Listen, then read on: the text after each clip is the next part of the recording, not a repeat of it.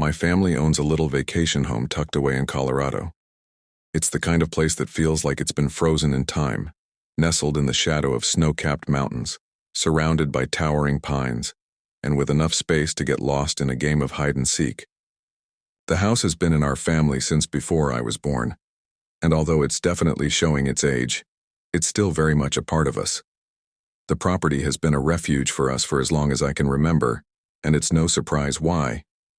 My parents are avid skiers, and that was the motivating factor behind purchasing the place all those years ago. My dad, a former competitive skier, practically breathed snow. Skiing wasn't just a hobby, it was part of his identity. For him, the idea of owning a cabin up in the Rockies was like a dream come true. The cabin isn't new, and it's clear that it's been patched up over the years. Dad has always done his best to maintain it, but there are only so many times you can fix the same old things before it starts to feel like you're just holding it together with string and duct tape.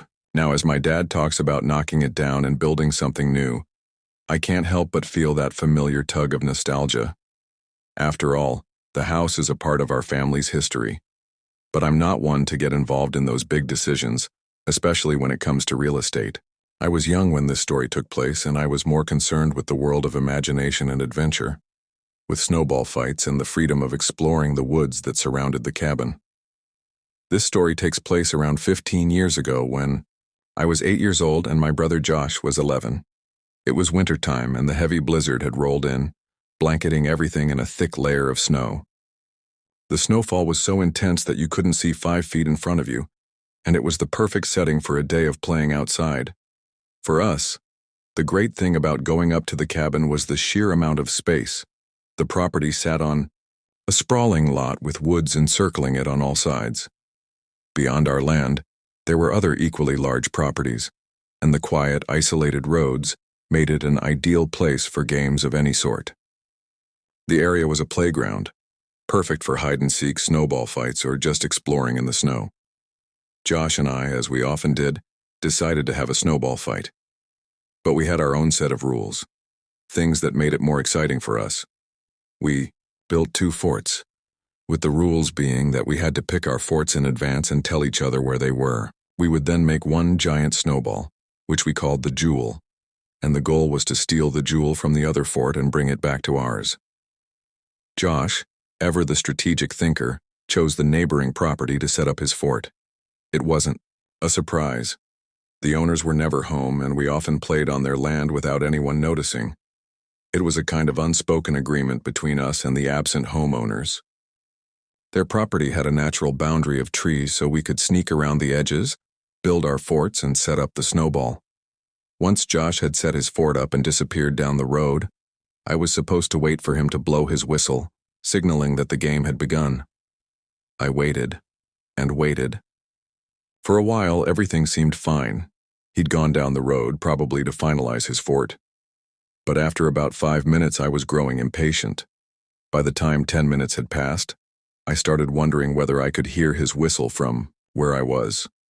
The wind was howling, and the snow was thick enough that it seemed impossible to hear anything.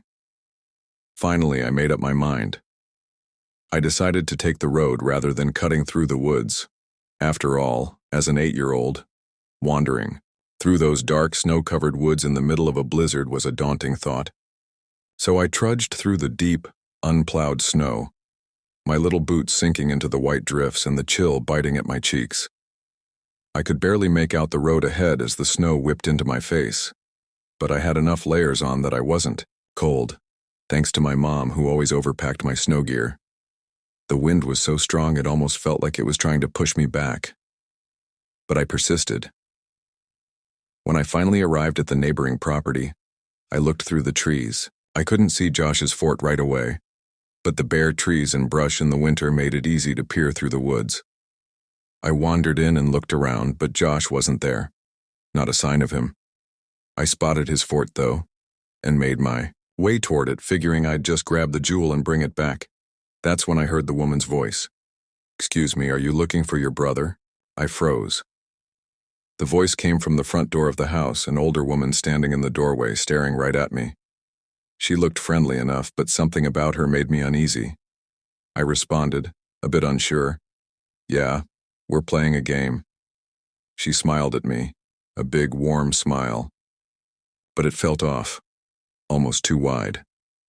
Your brother isn't here, she said. I felt a little confused. What did she mean by that? Wasn't Josh just here? Maybe he'd gone inside to warm up or something. But before I could say anything else, I noticed something strange. From one of the upstairs windows, a face appeared. For a second, I thought it was Josh. The person's face was mostly covered, but I could see a black beanie on their head, and only the bottom half of their face was visible. Then I saw another set of footprints leading toward the front door. They had to be Josh's. I couldn't understand what was going on, but something about the situation was making me feel more and more uncomfortable. The woman continued to smile at me, her grin unnervingly wide. She waved me inside, offering me to come in out of the cold. I felt my stomach twist with unease. Something didn't feel right, and I wasn't sure why. Then I did something I didn't expect myself to do. I screamed, "Josh!" I yelled, my voice cutting through the thick winter air. There was no answer. I felt a chill run down my spine, and my heart pounded in my chest. The woman's smile faltered for a moment, and I could tell she hadn't expected me to react that way. I glanced at the footprints again, and this time I noticed something strange. The prints had doubled back. If those were Josh's footprints, they were now heading back toward the woods, not toward the house, and then I heard it. The unmistakable sound of footsteps from inside the house, heavy and deliberate. Someone was coming down from upstairs. That was enough for me. I turned and ran. I bolted, not daring to look back, but I could feel that strange sense of dread crawling up my spine, like something was right behind me. The woman's voice screamed something, but I couldn't make it out. I didn't care. I ran faster, retracing my steps back down the road, and the snow seemed to grow thicker around me. I didn't stop until I was safely back at the cabin. I could hear my dad's whistle echoing in the distance. The familiar sound was a signal that it was time to head back home. When I made it back to the driveway, I found my dad and Josh already waiting for me. My dad had a concerned look on his face, and before I could even say a word, Josh blurted out what had happened to him. "There were people in the neighbor's house," he said, his voice trembling. "They wanted me to come inside." I didn't have to say much. I told my dad about what had happened to me, how the woman had tried to invite me inside, and how I'd seen the strange footprints heading back to the woods. My dad didn't waste any time. He grabbed something from the shed, a tool or weapon of some sort, and headed straight down to the neighbor's house.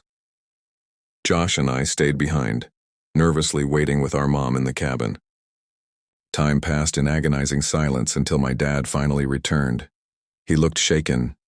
"The front door was locked," he said. Nobody answered, but the back door, it was unlocked. After calling the police and speaking to another neighbor, we learned that the owners of the house weren't even there that weekend. Nobody was supposed to be in that house at all. The cops arrived, and Josh and I had to give statements about what we'd seen, particularly the woman. The investigation didn't turn up anything, though. No one was found inside, and the house seemed to be entirely empty, as it should have been. But that didn't stop the unease from lingering. My dad, taking no chances, took anything of value out of the house, fearing a break-in while we were away. After that day, we never played on the neighbor's property again. The memory of that woman's... I've been skiing for as long as I can remember. My parents, both competitive skiers, practically had me on skis before I could walk. Skiing was more than just a pastime. It was a part of our family identity. My parents met at a ski competition, and it seemed only natural that they wanted the same for my siblings and me. We started as soon as we were able to, and as we got older, skiing was always our family's go-to vacation activity. Fast forward a couple of decades to when I was 21 years old, in the middle of my senior year of college. Skiing still held that same thrill for me, even though life had moved on.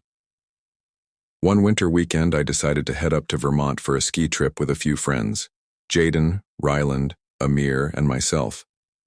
As far as I remember, we had been skiing in Vermont before, but this trip felt different. For one, I had no idea what mountain we were going to ski. Jaden had booked the trip and Ryland was driving, so I didn't ask too many questions. What I do remember was that the mountain we chose was massive, with at least 7 lifts covering all sorts of different peaks. If I had to guess, it was probably Killington, known for its expansive terrain and variety of runs. I had skied there once or twice before, but never quite like this. Over the course of the 2 days we spent there, we barely scratched the surface of what the mountain had to offer, even though we felt like we'd been everywhere. It was the second day of our trip, and we were already feeling the effects of skiing hard the day before. Still, we were determined to make the most of our time on the slopes. We were in high spirits as we had our usual mix of skiing and a few fireball shooters to keep things fun. It was a tradition of sorts, a way to unwind after a long day of intense skiing. We were flying down double black runs, racing each other, and just enjoying the thrill of the mountain. As the sun started to dip and the lifts began to close, we were tired but satisfied. We didn't want to leave, and we were talking about how we'd end the trip. That's when 2 girls approached us at the top of the lift. They were absolutely stunning, the kind of beauty that was hard to ignore. One of them was a brunette, and the other, a blonde. It might sound superficial to say, but they were objectively 2 of the most gorgeous women I'd ever laid eyes on. They introduced themselves as Taylor and Devon, and we started talking.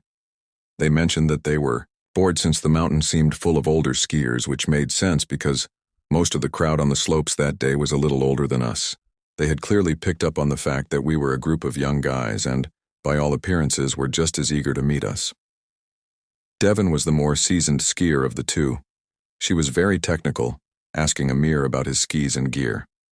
Amir and Ryland had their own high-end skis, while Jaden and I always rented. This seemed to impress the girls, and they immediately started talking more with us about skiing. Taylor commented on our fireball shooters, and we all laughed, joking that the alcohol was what helped us ski so well. To our surprise, Devon pulled out an unmarked bottle of something strong and taunted us, claiming that our fireball was nothing compared to her drink. It seemed like a challenge, and we all accepted. We took a swig of whatever was in the bottle, and immediately, I could feel it hit me. Ryland, who tends to drink more than he should, had definitely had too much. He was slurring his words a little and his face flushed, but the rest of us were still holding it together. I did take note, though, that something about this whole situation felt off. It wasn't necessarily the girls themselves, but the way they seemed too eager to be hanging out with a bunch of college guys like us. I couldn't shake the feeling that they wanted something, but I pushed it aside. After all, they were just 2 girls out skiing like us. Amir was being his usual overly flirtatious self, and Taylor seemed to be enjoying the attention, so I didn't mind too much. Maybe they knew something fun to do after the lifts closed. Devon then asked if we had skied down a trail called Devil's Forest. I had never heard of it, and neither had any of the guys. Our other friend Chase would have known exactly where it was, but he wasn't with us on this trip. The girls explained that it was a glade trail, a type of ski run that winds through trees, something we all loved. Glades were challenging and fun. The idea of skiing on a new trail excited all of us, so we agreed to follow them. We skied a little ways, and then the girls stopped at a choke point. They told us we needed to take off our skis because we had to walk uphill for a short while. I thought this was strange, but the fresh snow underfoot and the prospect of a new adventure kept me going. The area felt empty, too. No other skiers or snowboarders were around, and the snow was pristine.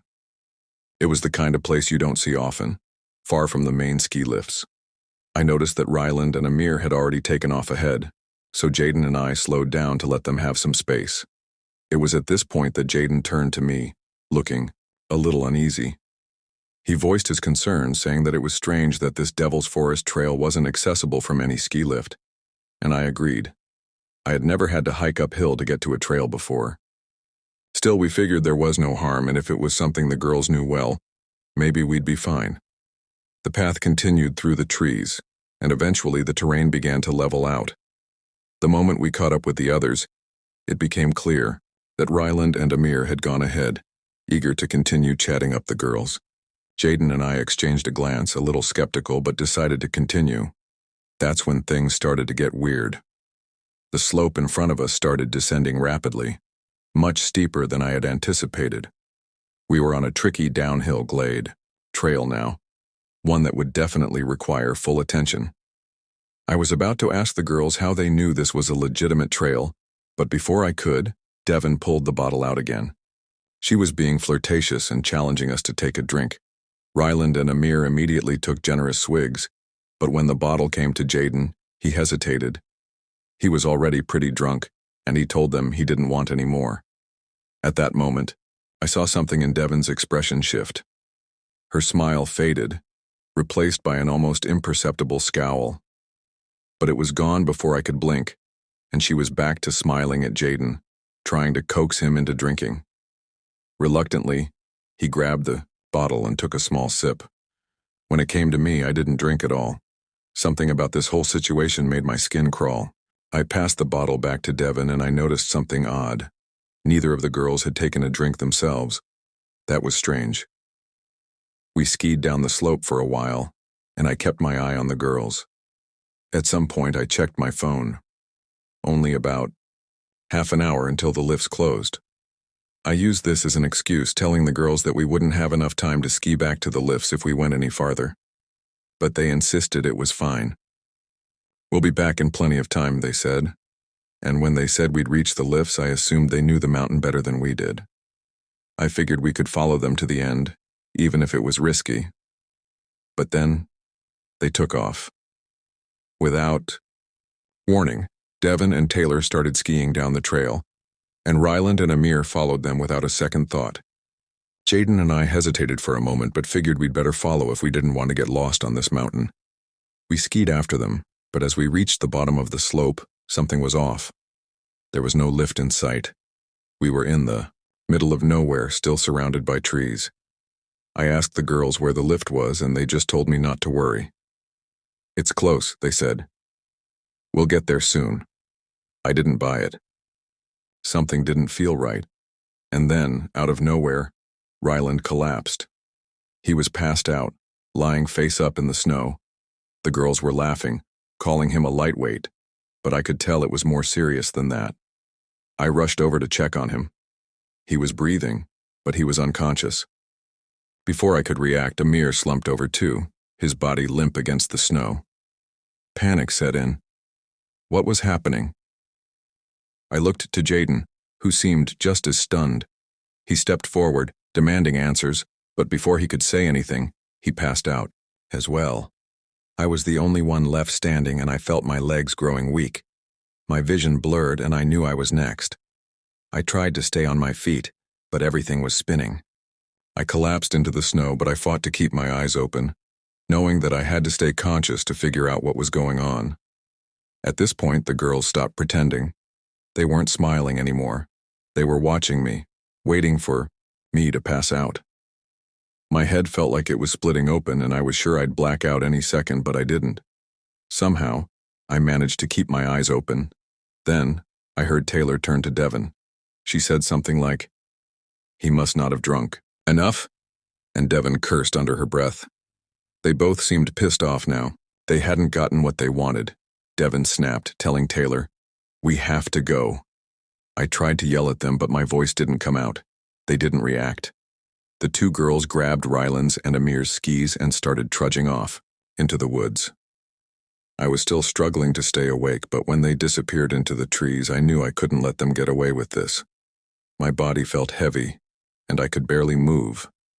But I somehow stumbled to my feet and followed their tracks in the snow. It was eerie how far they had gotten, even with 2 sets of skis in tow. Eventually, I reached a clearing, and there, parked in the distance, was a van. It was like something out of a horror movie. I stopped dead in my tracks, seeing 4 men step out of the van and start heading toward the girls. The girls seemed to argue with them, but then one of the guys turned and pointed directly at me. That was when I realized how deep I was in. I turned on my heel and stumbled back toward the woods. I wasn't about to get caught. I had to find my friends and get the hell out of there. It felt like an eternity, but I finally found Jaden, still unconscious in the snow. I tried shaking him awake, and after a few handfuls of snow to the face, he stirred. I told him everything that had happened, and we tried waking Ryland and Amir, but they were still out cold. With no better plan, we waited, hoping that those guys wouldn't come after us. They never did. It felt like the longest hour of my life. But eventually our friends started waking up. We told them everything. The questions were endless. Who were those girls? Who were those guys? What were they planning to do to us? We never got answers. And to this day we have no idea what they drugged us with, though we suspect it was some kind of mix of drugs. Whatever it was, it had worked too fast, and it had worked too well. We made it back to the car and tried to report everything, but the police didn't seem to take it as seriously as we did. They promised to keep us updated, but we never heard anything again. It even made the local news for a short while, but nothing came of it. Years later, I'm still left with questions. What was their endgame? The best I can do is hope it was an elaborate robbery gone wrong. But the fear I felt that day still lingers. What if they had done worse? What if I hadn't been able to keep my head together? I never went skiing in Vermont again. This is going to sound a little weird, but bear with me.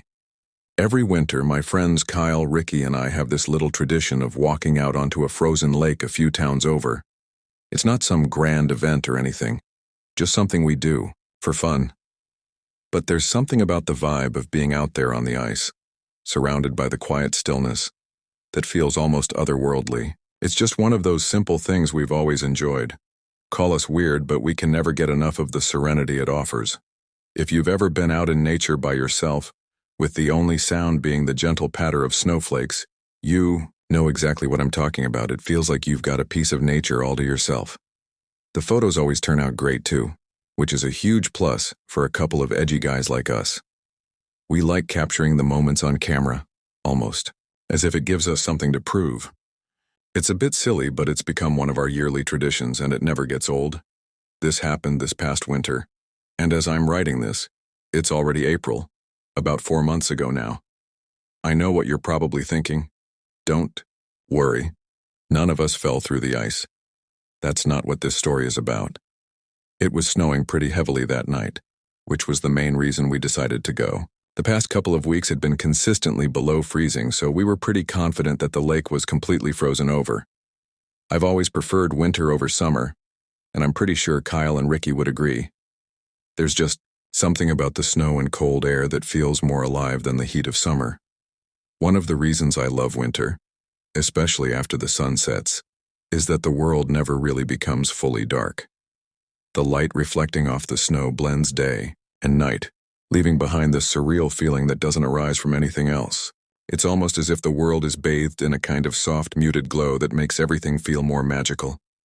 The moon was also pretty full that night, so that feeling of otherworldly light was amplified. Kyle was driving that night. He had a pickup truck that handled the snow pretty well, so we let him drive, even though Ricky usually did the chauffeuring. The lake itself is surrounded by a thin forest, or at least a cluster of scattered trees. There's not much of a road directly to the water's edge, so we had to park a little farther back and walk the rest of the way. The trees are enough to keep vehicles out, but they also make the whole place feel isolated and tucked away from the rest of the world. We parked in a nearby lot and got out of the car. It was freezing cold, as you'd expect, and we bundled up tightly in our jackets, hats, and gloves before heading toward the lake. I didn't smoke at the time, I still don't, but Ricky and Kyle both do, so they lit up a couple of cigarettes as we walked. I think it was after midnight, but I can't say for sure. Time seems to stretch when you're out in the middle of nowhere, surrounded by snow and silence. All I remember is that there wasn't a soul out there. Not an animal, not a person, nothing. No movement whatsoever besides the three of us. It was the kind of quiet that feels strange, almost too quiet, like you were in an entirely different world. As we reached the edge of the lake, it looked exactly like we'd hoped, completely frozen over. The ice stretched out far enough to make it feel like we could walk on it for miles. We were laughing about something dumb when Kyle picked up a small rock and threw it onto the ice to test its integrity. It didn't even crack, which was a good sign. Taking that as confirmation, we made our way toward the middle of the lake. Obviously, we weren't going too far out. That would have been careless, and we knew it. But we didn't mind getting a decent distance away from the shore. Maybe 100 feet out, I'd say, when something caught our attention. We all stopped talking immediately. Someone was moving along the far side of the lake near the edge where the trees bordered the ice. At first, we thought it might be an animal. The shape was large, hunched over, and it was moving slowly toward the lake. Ricky was the first to speak. He whispered, "Is that a bear?" He couldn't have been louder if he tried, but the word alone was enough to make my heart race. If it was a bear, that meant the last thing we wanted to do was draw attention to ourselves. We stood there in complete silence, barely daring to breathe too loudly. But as the figure moved closer, something didn't feel right. The way it walked, too upright, too human-like, was off. It also looked like there was something dragging behind it. The figure didn't resemble any bear we'd ever seen. In fact, it didn't resemble any animal at all. My mind raced as I tried to make sense of it, but the more I stared, the more confused I became. Whatever it was one of the most bizarre things I'd ever seen. And then the figure straightened up completely. That's when it all clicked. We realized the truth all at once. It wasn't a bear. It was a person wearing some kind of bear suit. Kyle muttered, "What the hell?" in a low voice, and I was thinking the same exact thing. I know it doesn't sound particularly scary on paper, but if you had been there, you would have been just as terrified as we were. The figure seemed unaware of our presence, but we were frozen. I don't know if I was more afraid or just confused, but something told me to stay quiet, to do nothing. The person kept moving toward the ice, dragging something behind him. At first, we couldn't make out what it was. The snow blurred the yow details, but as he got closer, we realized that he was holding a rope attached to something, and when the snow cleared, we could see it more clearly. It was a small black bag, something like a garbage bag, but smaller. It was chilling.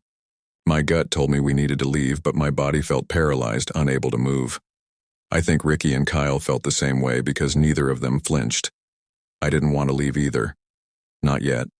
I needed to know what this guy was doing, and then, just as if the situation couldn't get any stranger, the man unzipped the bear suit and stepped out of it. At that moment, seeing him as a person instead of some terrifying creature didn't make anything better. In fact, it made things even more unsettling. He wasn't particularly large or intimidating, but there was something about him, something off, just a gut feeling that I couldn't shake. We watched as he bent down, seemingly to pick up a rock, but I couldn't tell from so far away. The next thing we knew, we heard the sound, loud, repetitive banging, as he slammed the rock into the ice over and over again. Maybe it was placebo, but I swear I could feel the vibrations in the ice, even from a distance. It seemed like he was trying to break through, probably to dispose of whatever was in that bag.